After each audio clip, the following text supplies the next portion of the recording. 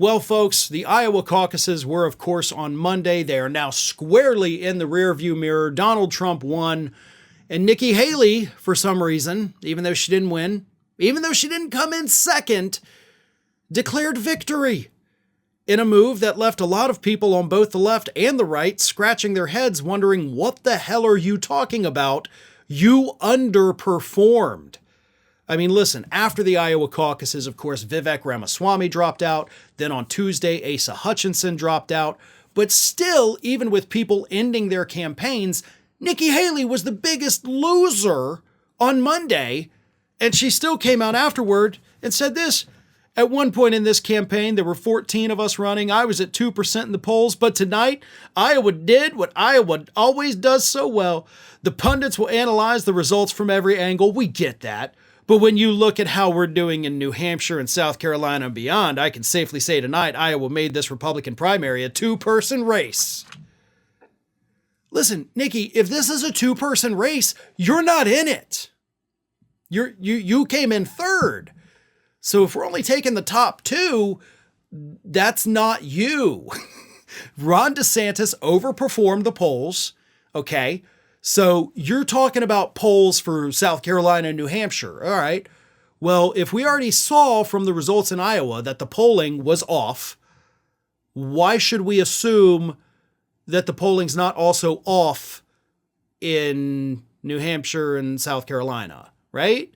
I mean, that would make sense. But it also, by the way, goes back to what I've been telling people for a long time, that the polling is way off. Yeah, Iowa proved that. Nikki Haley should have beaten Ron DeSantis by 4 points, and instead she lost to him by 2 points. So you can take all your current presidential polling right now and stuff it in a sack because none of it matters. Ron DeSantis coming in second, overperforming expectations. Nikki Haley coming in third, underperforming expectations, is undoubtedly going to affect the polls in those future states. So she can't sit there and rest on her laurels and assume that, oh, okay, I'm still polling ahead there. No, there haven't been polls done since Iowa. Not to mention, Nikki, Ted Cruz won Iowa in 2016. How did that work out for Ted? So, yeah, anything is on the table at this point, but you being like just you and Trump? No, that's not a thing. Ron DeSantis somehow, some way is apparently still in this, although probably not for much longer, but he may have just as much staying power as you have. If y'all are constantly flip-flopping between second and third place, but Trump's always in the first place, guess what? Second and third place don't matter. Because if Trump pulls out victories in the first 3 or 4 states, it's all downhill for there from him. He's going to win this thing. Nobody remembers who comes in second place in contests like this, Nikki, because second place really is just the first loser. But you didn't even get that.